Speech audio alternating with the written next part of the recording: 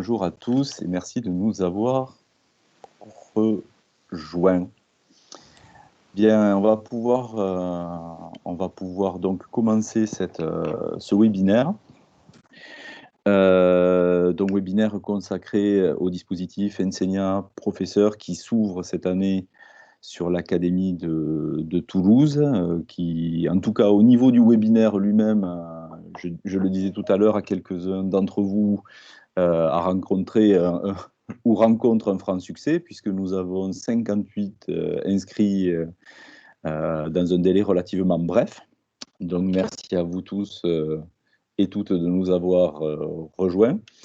L'enjeu de ce webinaire, c'est de vous faire une présentation la plus succincte, claire et précise possible du dispositif, de ces enjeux, des modalités d'accès à ce nouveau dispositif de formation, et de vous proposer un temps d'échange, donc à deux détentes, j'ai envie de dire. La première, c'est une réponse aux questions que vous avez posées dans le cadre de votre inscription au séminaire, ce qui permettait déjà de recenser un certain nombre d'entre elles. Et puis, dans un deuxième temps, un temps d'échange un peu plus ouvert sur des questions que nous n'aurions pas traitées dans le cadre de la présentation globale. Voilà. Donc je remercie, je vois qu'il y a parmi nous aujourd'hui des enseignants connus de moi et moins connus de moi. Nous avons Didier Agar, inspecteur pédagogique régional d'Occitan sur l'Académie de Toulouse, et un certain nombre de conseillers pédagogiques aussi qui ont souhaité participer. J'ai vu passer, je suis désolé d'oublier certains d'entre vous, compte tenu des 47 que nous sommes actuellement. J'ai vu passer Fatia Inza sur IEN, donc sur la Haute-Garonne, en charge du dossier langue régionale. Je suis pour ma part Thierry Doucine, statutairement IEN et actuellement mise à disposition de l'Office public de la langue occitane, voilà, dans le cadre d'une mission sur les questions d'enseignement. Donc, on va rentrer assez rapidement dans le vif du sujet. Enseignant professeur, qu'est-ce que c'est? Présentation rapide de cette formation et des modalités d'accès. D'abord, enseignant professeur, c'est un dispositif qui s'ouvre sur 4 académies. Historiquement, il s'est implanté sous forme de bourse, puis sous forme d'un dispositif dédié aux enseignants dans l'Académie de Bordeaux. Et là, nous sommes dans la phase 2. Phase 2, ouverture de ce dispositif sur Toulouse. Probablement très bientôt, ouverture du même dispositif sur Montpellier. Et potentiellement sur l'Académie de Limoges pour cette année. En tout cas, Toulouse et Montpellier, on semble être plutôt bien parti pour l'ouverture de ce dispositif. Alors, à qui est-ce que ça s'adresse? Enseignant professeur, ça concerne tous les profils, que vous soyez enseignant du premier degré, intéressé par l'enseignement de la langue occitane et par l'accroissement de sa présence éventuellement dans des pratiques préexistantes, ou enseignant du second degré. Vous pouvez, les uns et les autres, à l'issue de la formation, bénéficier d'une habilitation en occitan. Donc on est sur un dispositif de formation qui s'adresse soit à des enseignants titulaires, je le dis parce qu'on a eu quelques sollicitations de la part d'enseignants contractuels, enseignants titulaires au sein de l'éducation nationale, ou alors d'enseignants qui peuvent éventuellement être en disponibilité d'autres académies, poursuivre son conjoint ou autre, et éventuellement pour s'adresser aussi à des enseignants qui bénéficieraient d'un congé de formation, étant entendu que le congé de formation doit correspondre à la durée de la formation en question. C'est une évidence, mais ça mérite d'être rappelé, sachant que la formation en question s'étend sur 10 mois concrètement de formation, à savoir une année scolaire pleine. Alors, à quoi ça sert de monter un dispositif enseignant-professeur? Ça sert, du point de vue des rectorats comme du point de vue de l'Office public de la langue occitane, à développer le nombre d'enseignants susceptibles d'enseigner la langue occitane ou en langue occitane, étant entendu que l'enjeu prioritaire pour ce dispositif, c'est bien de former des enseignants susceptibles d'intégrer des dispositifs bilingues, d'enseignement bilingue dans l'Académie de Toulouse comme dans les autres académies concernées. Et donc, l'enjeu qui est donc également la mission de l'Office public de la langue occitane, c'est de développer l'augmentation, développer l'augmentation, développer le nombre de locuteurs de la langue occitane, notamment par le biais de l'école, notamment en augmentant l'effectif d'élèves bilingues dans les écoles et dans les parcours bilingues proposés d'enseignement. Du point de vue plus personnel, on va dire, parce qu'il y a toujours un volet intérêt de l'institution ou des institutions en la matière, mais il y a aussi un intérêt bien évidemment pour chacun d'entre vous. On ne vient pas complètement là par hasard. J'en ai listé quelques-uns. Par exemple, le fait d'apprendre et de transmettre la langue d'un territoire, que ce soit le territoire sur lequel on vit depuis toujours ou le territoire sur lequel on arrive, se l'approprier et puis la transmettre, cette langue. C'est aussi, en termes de développement de pratique, s'inscrire dans de nouveaux gestes professionnels, de nouvelles pratiques, et donc inscrire résolument sa pratique et son évolution professionnelle dans une logique d'innovation pédagogique. C'est également permettre à ces élèves de bénéficier, aujourd'hui je ne pense pas qu'il existe de voix qui contestent la chose, de bénéficier des bénéfices cognitifs d'un enseignement bilingue et à terme du biplurilinguisme et de la compétence biplurilingue.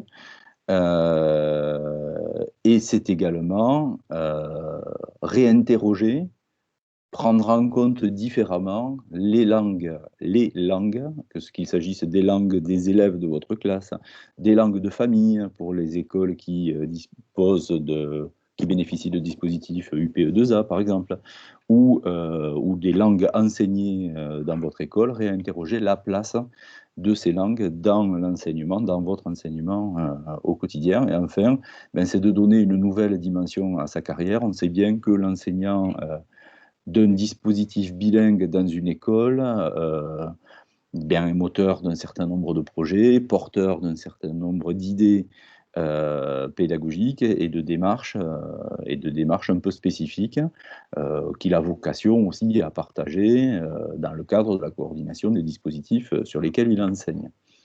Donc l'idée, c'est ça peut être l'occasion pour vous de vous lancer dans ce genre de démarche et pour l'une ou l'autre des raisons ci-dessous, ou pour d'autres raisons, de vous inscrire dans un dispositif de formation.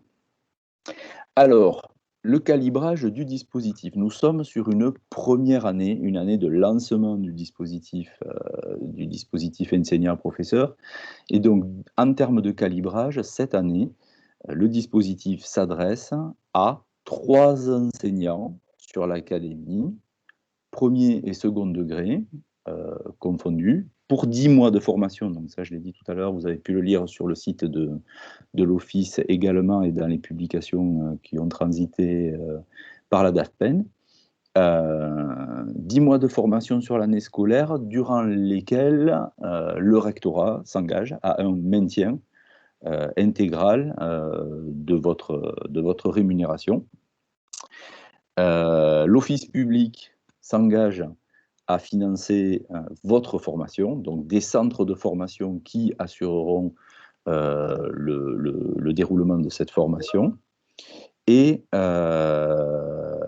Et ensuite, ça suppose de votre part et de votre côté un certain nombre d'engagements, notamment celui, alors on y reviendra sur la manière dont les choses s'organisent, parce que c'est celui qui inquiète un petit peu certains d'entre vous dans les questions qui ont été posées, celui de s'engager à enseigner pendant 5 ans l'occitan, et en particulier en occitan, à passer le DCL, donc DCL, diplôme de compétences en langue, qui permet de positionner votre niveau de langue, qui est ouvert sur différentes langues d'ailleurs, mais qui permet de positionner votre niveau au regard du cadre européen de référence pour les langues, le niveau atteint à l'issue de la formation, et de passer une habilitation qui permet de reconnaître votre compétence à enseigner dans un contexte bilingue. L'objectif en termes de niveau de formation, c'est un B2, niveau B2, C1. B2 étant le niveau minimal requis pour intégrer un dispositif d'enseignement bilingue. Une autre des données de votre engagement, c'est la question des frais. En termes de frais de déplacement et de frais annexes, on s'entend sur le fait que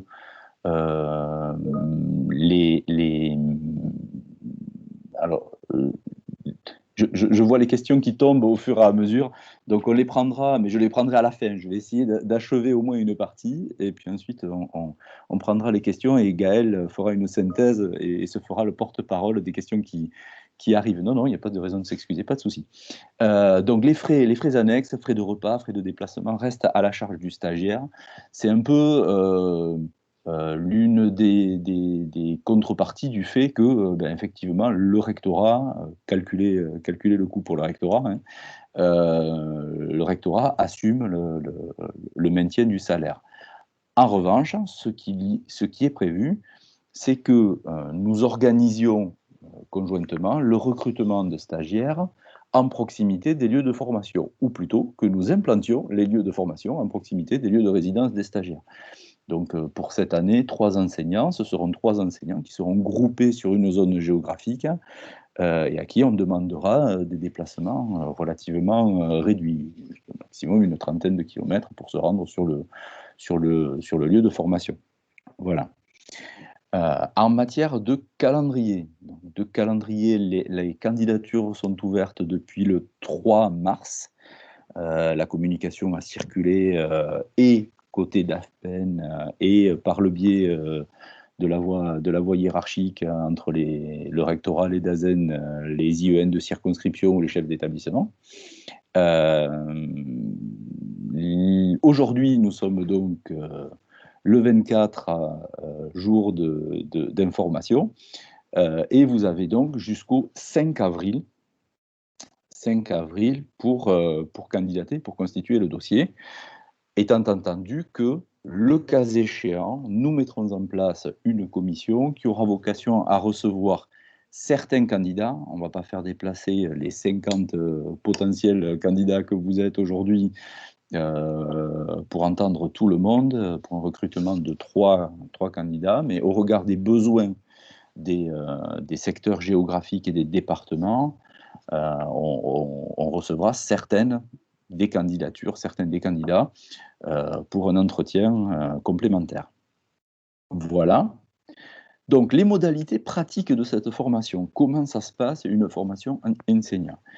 Une formation enseignant, c'est 26 semaines de cours. Donc, vous trouverez dans des archives un chiffrage à 400 et quelques heures. Si vous calculez 26 semaines de cours à 4 jours par semaine de formation, on arrive à un total de 624 heures en présentiel. Je me suis permis de rajouter autant que possible. On ose espérer que nous serons l'an prochain sortis de la situation sanitaire qui nous préoccupe depuis le début de cette année scolaire et même la fin de la précédente, et que donc, autant que possible, on parviendra à regrouper les stagiaires. L'enjeu de la partie linguistique de la formation, c'est réussir à parler dans sa classe dans un contexte d'enseignement. Donc, c'est vraiment orienté vers votre pratique de classe. Malgré tout, c'est l'aisance linguistique qui sera mise en avant.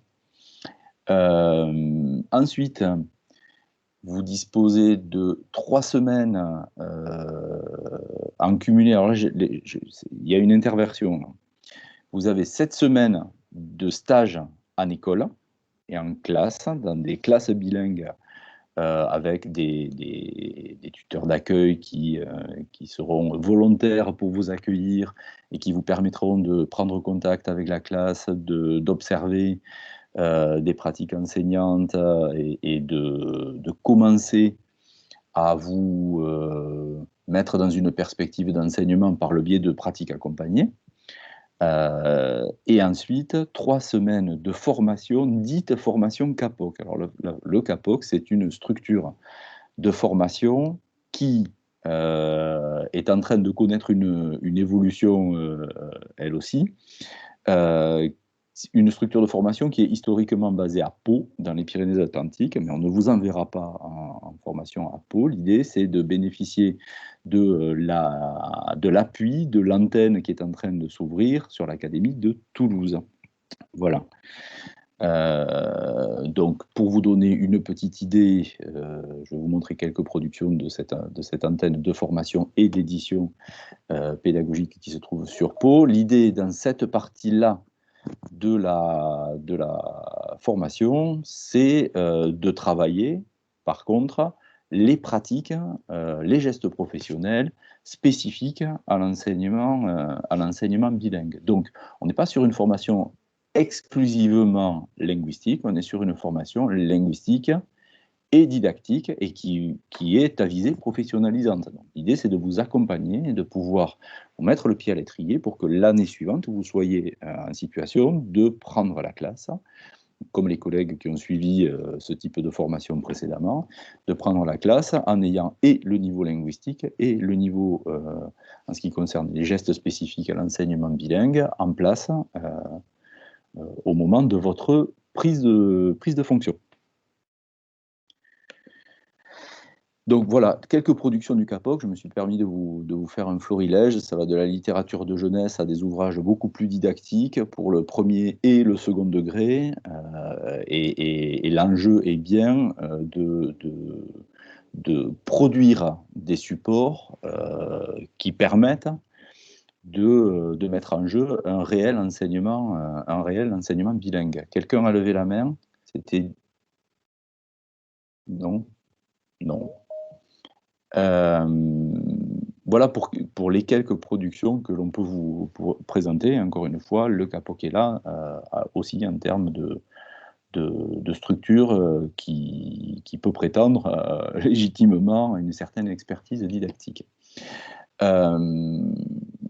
Ensuite, au niveau de la procédure de sélection des candidatures, il s'agira donc d'une procédure de sélection qui mettra en jeu 2 entités, le rectorat, l'éducation nationale au titre du rectorat et l'Office public de la langue occitane, financeur de la partie formation. Les avis de jury seront connus. Les avis du jury seront connus en fin d'année scolaire, en toute fin d'année scolaire, après délibération de l'Assemblée générale de l'Office. Et vous recevrez à la fois une confirmation de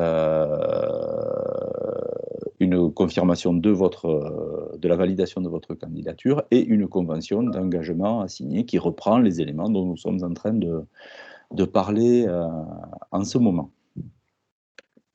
Voilà. Est-ce que sur la première partie calibrage, avant de passer aux quelques conseils que je peux vous prodiguer, il y a des questions complémentaires, des interrogations, Est-ce que c'est assez clair ou pas? On dirait que oui. Ah non, j'ai une main qui se lève. Céline, je ne sais pas qui est Céline, mais C'est moi, Céline Bru. Ah, Madame Bru, Madame Mais Bru, c'est possible. bonjour, Pardon, rebonjour Madame. je dois dû mettre Madame Bru. Alors, J'avais Madame une Bru, question, je sais pas si l'information m'a échappé, mais les 3 semaines de stage et les 3 semaines de formation CAPOC ne font pas partie des 26 semaines, elles sont cumulées, c'est ça? On est sur un total du coup de 36 semaines. oui, on est sur un total, voilà, 10 plus D'ac 26, ça fait 36, ça fait une année scolaire. Donc en d'accord, fait, très bien. c'est une question d'organisation entre l'alternance des phases de stage, la formation linguistique, et on a un calendrier sur l'année où s'échelonne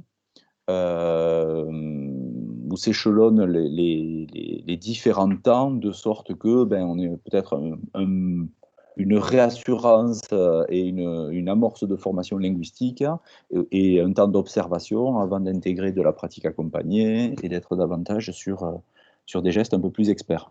Voilà, donc le D'accord, calendrier prévoit cette progression-là. très bien, merci. Merci.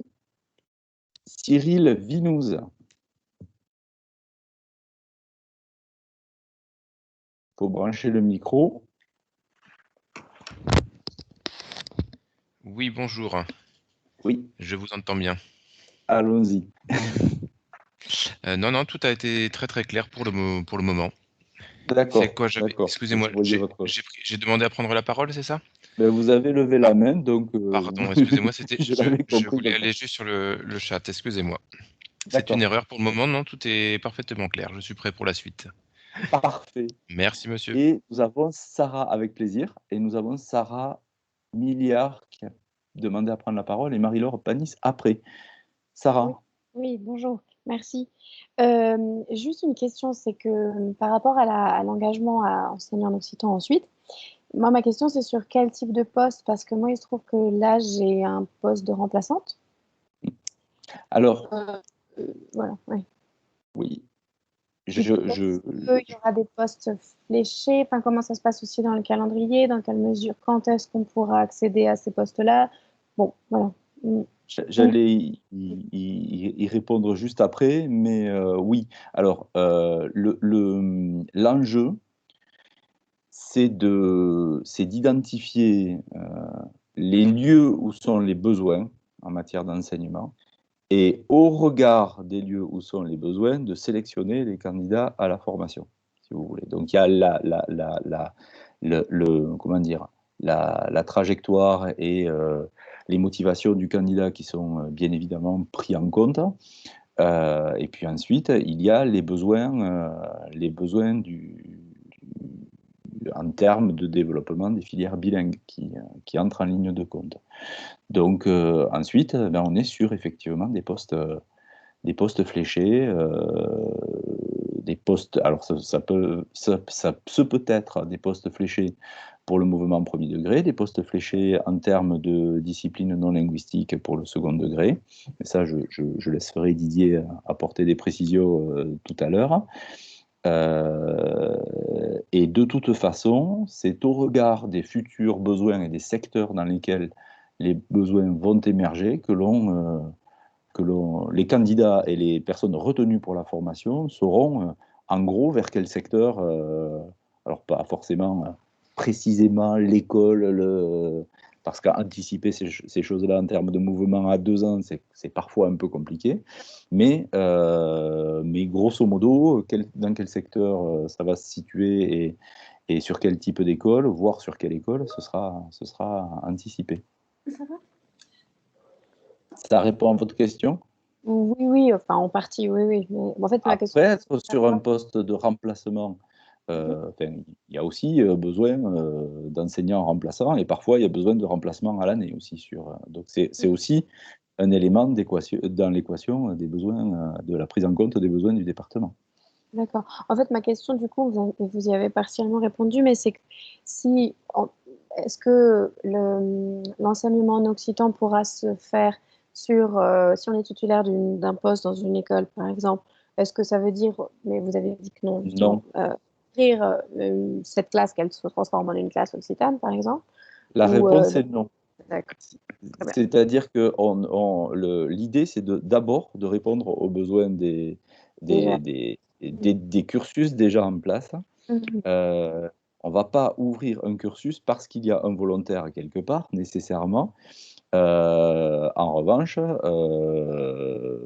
il y a un sujet sur la proximité, il y a un sujet sur le type de poste sur lequel vous êtes affecté, mais en tout cas, on n'est pas sur l'implantation de quelqu'un sur un secteur où on va développer l'enseignement, on est plutôt sur parce que si vous voulez, on essaie d'avoir une logique, enfin, éducation nationale et office, d'avoir une logique, éviter de construire des châteaux de cartes qui s'effondrent.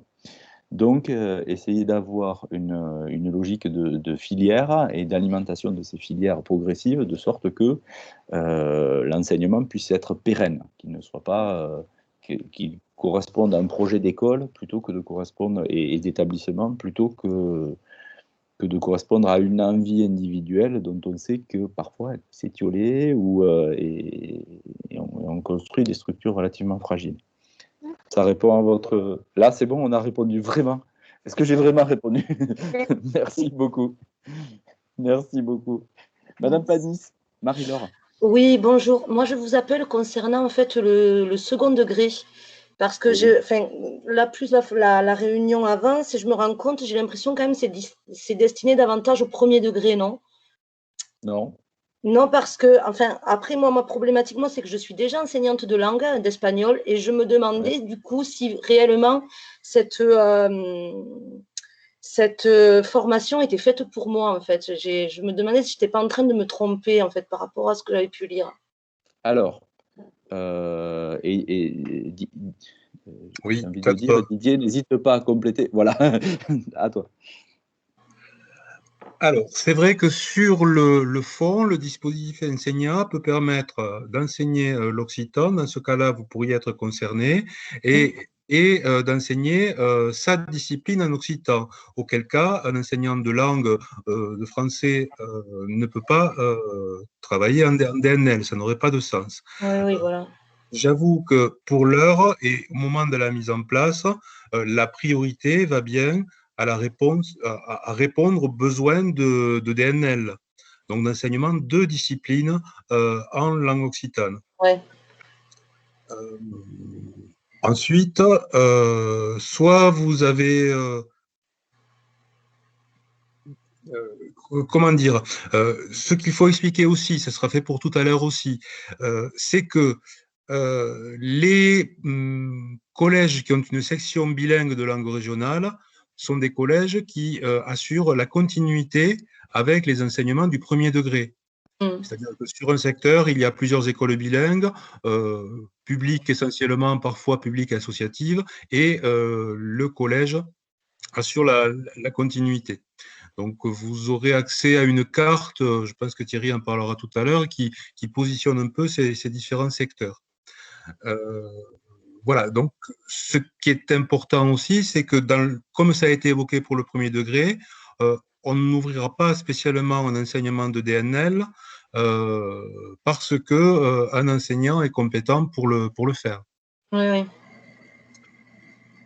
D'accord. Voilà ce que je vais apporter comme précision. Peut-être Thierry, tu peux compléter aussi.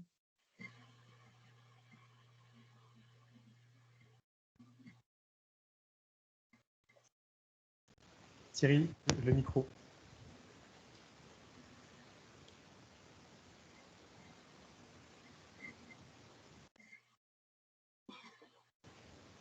Thierry, ton micro est coupé. Oui, c'était sur la question de Madame Manzato, sur la question de qui va assurer la formation. Et c'est un élément que l'on n'a pas, que je n'ai pas détaillé pour l'instant. Donc la question, du coup, renvoie effectivement au chapitre sur la présentation. Alors, l'office public finance, ça va être un peu technique, mais je pense que c'est nécessaire de l'expliciter. L'office public finance des organismes de formation pour adultes. Donc la partie cours de langue orienté vers l'enseignement répond à un cahier des charges strict, diffusé par l'office auprès de prestataires Et un prestataire, comme ça se met en place pour la première fois sur l'Académie de Toulouse, on ne peut pas préjuger de quel prestataire sera retenu, mais en tout cas, il devra se conformer à un cahier des charges qui intègre les différents aspects de la formation. Donc, c'est un organisme de formation linguistique avec un objet de formation à la fois linguistique et orienté aussi vers la pratique. Voilà.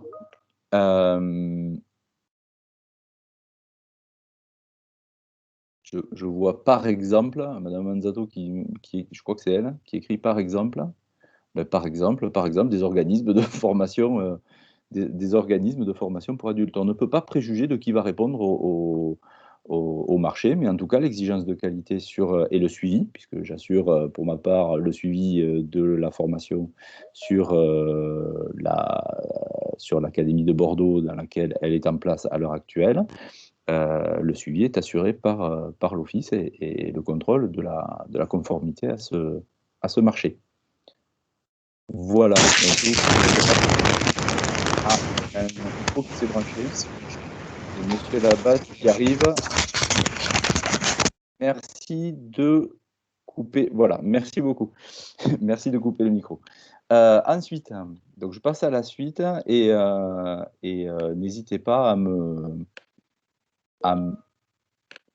à m'interrompre. Enfin, on s'interrompra on prendra un nouveau un temps sur les cas particuliers. Donc, il a été question du sujet sur le second degré. Donc, soit on est sur un redéploiement de services dans le premier cas avec une partie du service en langue occitane. C'est le cas d'un certain nombre d'enseignants qui ont suivi la formation académique déjà en place sur l'Académie de Toulouse, qui prennent en charge une partie de DNL. Enseignante, j'ai un exemple en tête d'une enseignante de SVT qui prend en charge une partie d'enseignement de SVT avec des élèves bilingues en occitan. Et ensuite, le cas de l'enseignement de langue ou de l'enseignement bilingue dans le premier degré, avec la création de postes à profil bien identifiés au plan académique. Didier en a déjà parlé. Voilà, donc je me suis permis ça va répondre à une des questions qui tombe sur le chat à l'heure actuelle. Dans quel département y a-t-il le plus de je me suis permis de vous mettre en ligne, et vous l'aurez dans le document qui vous sera diffusé et sur la reprise de ce webinaire qui sera mise en ligne. Une carte élaborée. Alors, il peut parfois y avoir quelques imperfections ou incertitudes sur certains secteurs, mais grosso modo, elle vous donne une idée des implantations. Alors là, on est sur l'enseignement primaire, parce que sinon, tout cumuler sur une seule carte, ça devenait un peu illisible. Mais vous avez cette carte en ligne à l'adresse qui s'affiche en bas de la diapositive et qui vous permet d'aller regarder où sont implantés dans votre département ou dans l'académie les cursus bilingues, où se déroule l'enseignement renforcé et où sont les sites second degré, puisqu'il y a aussi les établissements du second degré qui proposent un enseignement. Donc vous trouvez par le lien et sinon sur le site de l'OPLO. Peut-être que Didier, il y aura un lien sur le site académique. Je pense qu'il y Ce que je voulais te signaler, Thierry, c'est que, alors pour ma part, le diaporama est figé sur une même diapositive. Je ne sais pas si c'est le cas pour tout le monde, donc on ne voit pas la diapositive dont tu parles. C'est mon cas, voilà. Peut-être regarder ça. D'accord. Gaël, est-ce que tu peux me dire si tu vois ou pas? Voilà, ça a avancé. Ouais, voilà. Bon. C'est bon. D'accord. Donc là, vous avez cette carte-là en ligne à l'adresse indiquée. Gaël l'a repris dans le chat pour pour que vous puissiez la copier-coller aussi et accéder directement à la page avec voilà, une idée des grandes masses de l'endroit où se situe l'enseignement bilingue et les différentes modalités d'enseignement de la langue occitane pour l'académie. Donc, si tu permets, Thierry, ce que je peux peut-être rajouter, c'est que, bon, effectivement, ce document et cette carte sera accessible aussi à partir du site académique des langues, que cette carte, dans son intégralité, fait apparaître aussi les établissements du second degré concernés, avec la modalité d'enseignement mise en place. Voilà, ça permet peut-être à certaines d'entre vous de vous repérer. L'autre élément de repère aussi que vous pouvez avoir en tête, c'est au niveau départemental, avec un peu plus de proximité donc, de vous rapprocher, soit des inspecteurs du premier degré en charge des langues régionales dans chaque département, soit des conseillers pédagogiques aussi départementaux qui seront à même de vous répondre sur des questions de proximité. Où est implanté tel et tel enseignement, où sont peut-être les besoins qui se profilent, même si, comme l'a dit Thierry Doucine tout à l'heure, il est assez difficile d'anticiper 2 ou 3 ans à l'avance quels seront les besoins réels et effectifs du secteur. Mais voilà, donc n'hésitez pas à de vous-même vous renseigner plus localement sur les possibilités qui vous intéresseraient. Complètement. Merci Didier. Ensuite, parmi les questions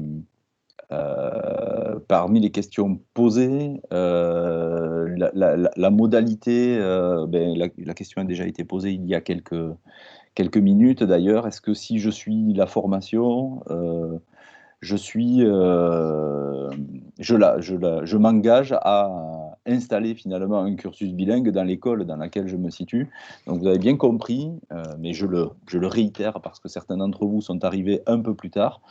Vous avez bien compris que l'idée est de fonctionner à l'inverse et de retenir les candidatures en fonction des besoins identifiés en amont. Voilà. Et avec une relative proximité d'affectation aussi à l'issue de cette formation. Ce qui suppose aussi, ou le corollaire de cet élément-là, c'est que d'une année sur l'autre, parce que la question a été posée sur Bordeaux où le sujet, où le dispositif est en place depuis relativement plus longtemps, d'une année sur l'autre, il est intéressant malgré tout de réitérer sa candidature si elle n'a pas été prise en compte sur une année donnée. Parce que les besoins, les départements priorisés, les zones priorisées seront fluctuantes dans le temps. Voilà. Donc, en termes on m'a demandé aussi dans les questions que vous avez posées en vous inscrivant, la question des mobilités interacadémiques, mobilité intra-académique. Donc, mobilité intra-académique, vous vous engagez pour 5 ans dans l'académie de Toulouse. Donc, la mobilité intra-académique n'est pas, vous ne vous mettez pas en rupture par rapport à votre engagement si vous effectuez une mobilité dans l'académie. En revanche, il y a un relatif contrat moral entre la formation et la tutelle académique. Une mobilité immédiate, enfin, il faudrait clairement expliciter vos souhaits de mobilité immédiate au moment où vous seriez entendu par la commission en amont du recrutement des candidats. Voilà. Et ensuite, la mobilité interacadémique, le cas est un peu particulier puisque, de fait, si vous vous engagez à travailler pendant 5 ans dans l'académie de Toulouse au titre de cette formation, la mobilité interacadémique n'est pas envisageable si vous vous en tenez à l'engagement que vous avez pris. Voilà. Lieu de formation en fonction de l'implantation des stagiaires, c'était une question posée, je me permets de le rappeler, c'est bien en fonction de là où vous êtes que l'on réfléchira et de qui part en formation, que l'on réfléchira à l'implantation du lieu de formation, et pas le contraire. Ensuite, oui Didier, vas-y. Pour répondre aussi à des questions qui s'affichent, et pour revenir à la mobilité, mobilité intra-académique, pour le second degré, le mouvement est académique, donc pas de restrictions particulières.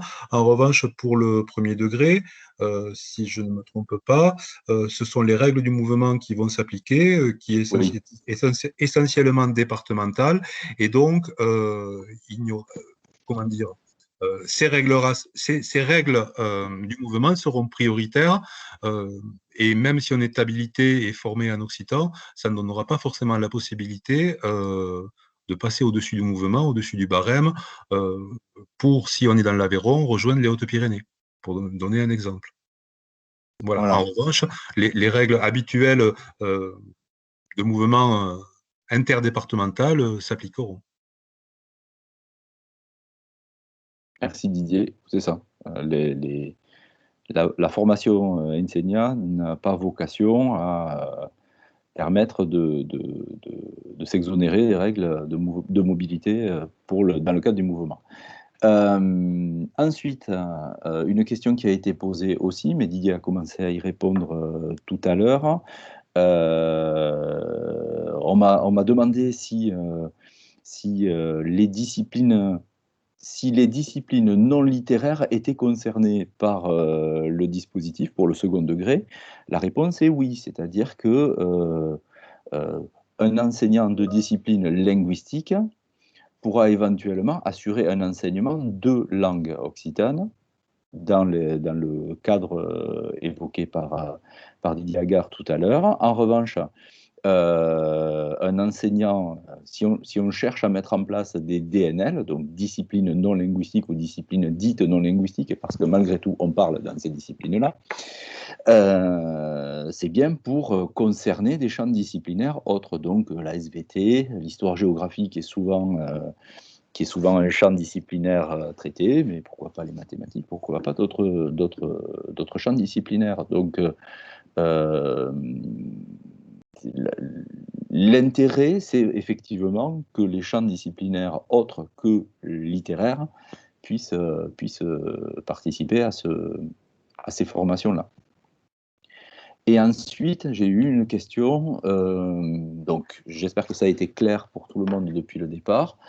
L'enjeu est de recruter des enseignants vers l'enseignement bilingue, donc on n'est pas sur un dispositif qui vise à former des maîtres itinérants, mais bien des enseignants centrés sur la filière bilingue, ce qui n'empêche pas que parfois, notamment dans le second degré, il peut y avoir des postes rattachés sur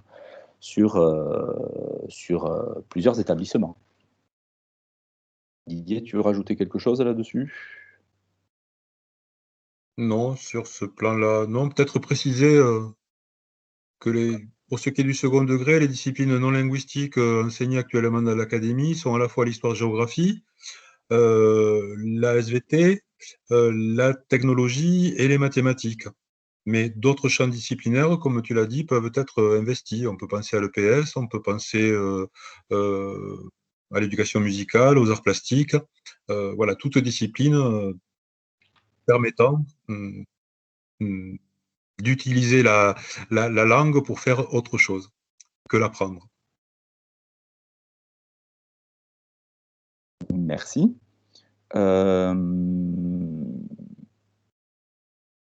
Qu'est-ce que j'ai vu une question dans le chat? Bon, j'y reviendrai tout à l'heure.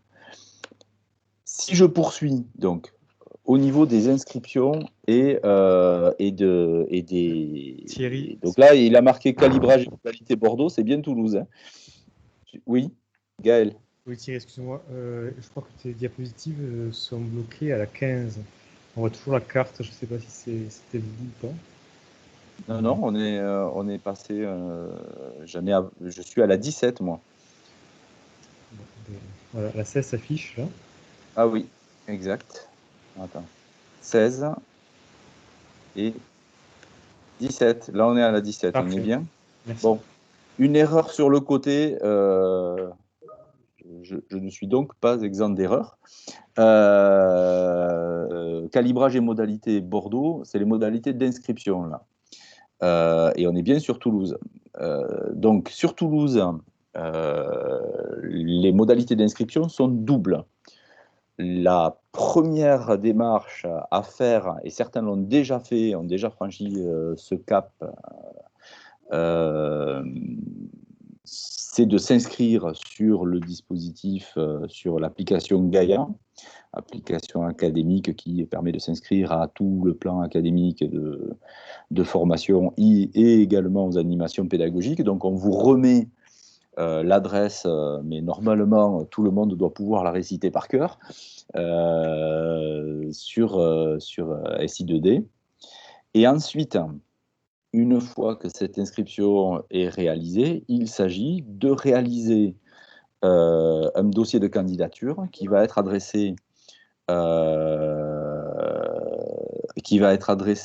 à la fois à mission occitan@ac-toulouse.fr et à l'office au travers de son adresse contact@office-occitan.eu, avec un objet bien identifié, candidature, dispositif, enseignant-professeur, pour nous aider à recevoir les candidatures et à ne pas perdre de dossier, même si vous êtes en double adressage. Dans ce dossier, donc un CV, qui peut être personnel ou un CV e-prof éventuellement, une lettre de motivation, et là je vous encourage à être bien au clair sur les modalités, à la fois votre mobilité géographique, votre mobilité fonctionnelle. Certains sont professeurs de lycée professionnel et voudraient d'histoire-géographie en lycée professionnel, on a déjà eu le cas, et souhaitent éventuellement enseigner en collège, se proposent d'exercer en collège, donc mobilité fonctionnelle et puis mobilité géographique. Et il s'agit de préciser effectivement dans quel rayon vous envisagez. Et il n'y a pas de cas, j'ai envie de dire, de cas type. Il y a des candidats qui expriment très clairement leur intention du second degré d'aller enseigner dans le premier degré, du premier degré d'aller enseigner dans le second, qui expliquent que leur mobilité, finalement, ils n'ont pas d'attachement. J'ai une collègue qui m'a expliqué que elle venait de vendre son appartement et donc en termes de mobilité, pouf, c'était possible d'envisager. Voilà, tous les cas existent. La seule chose, c'est que quand on étudie les dossiers, on soit bien au clair sur le cadre de vos contraintes, pour ne pas vous proposer quelque chose qui soit en inadéquation complète avec la réalité de vos contraintes. Certains proposent d'aller suivre la formation dans un département voisin, d'autres sont tenus à être dans un certain périmètre. Donc dites-le, et rien, à un moment donné, rien n'est pénalisant en soi. La seule chose est d'être au clair sur ce que vous pouvez, ce que vous souhaitez engager comme évolution. Voilà. Et on lit tout. On lit tout ce que vous écrivez. Voilà. Ensuite, vous avez une lettre d'engagement à remplir et à signer, notamment qui intègre la question des 5 ans dans l'Académie de Toulouse. Pourquoi est-ce qu'il est revenu en arrière là ? Hop. Qui intègre la question des 5 ans dans l'Académie de Toulouse. Alors, celle-là, elle est bonne. On va y arriver. Les aléas du direct, quand on est plus de 50 sur une visio Teams, on va voir ce que ça donne. De toute façon, j'ai le document à côté, donc je vais le traiter par ailleurs s'il ne passe pas. Il a été éjecté. Donc, en termes de documents, cette lettre d'engagement, s'il vous plaît, parce que sinon vous serez amené à la refaire, allez la récupérer, c'est un formulaire type, donc allez la récupérer sur le site de l'Office. Voilà, ne faites pas votre lettre d'engagement sur papier libre à part. Et ensuite, oui, je sais Gaël, je jongle entre les différents supports. Et ensuite, mentionnez donc dans ce dossier votre dernier arrêté d'affectation, PV d'affectation ou PV d'installation. Et éventuellement, pour ceux qui bénéficieraient d'un congé de formation, l'arrêté relatif à ce congé de formation pour que l'on vérifie l'adéquation entre ce qui est entre la durée de la formation et la durée réelle. Voilà, et la durée réelle de votre congé. Voilà, donc je suis à la diapo 17 sur 19. Est-ce qu'elle s'affiche, Gaël? Tu la vois ou pas? Hop. Voilà. Oui, bon. D'accord. On y est. Donc nous sommes à la 17 avec sur ce dossier de formation. Donc je récapitule. Inscription sur Gaïa avant le 5 avril. Et ensuite, constitution de dossier avec CV, lettre de motivation, la lettre d'engagement qui est sur le site de l'Office, s'il vous plaît. Et ensuite, votre arrêté de nomination PV d'installation et éventuellement, le cas échéant, l'arrêté de congé de formation. Voilà. Je crois que nous sommes au bout de la présentation un peu formelle. Et c'est là que je vous propose de prendre vos questions ou un peu individuelles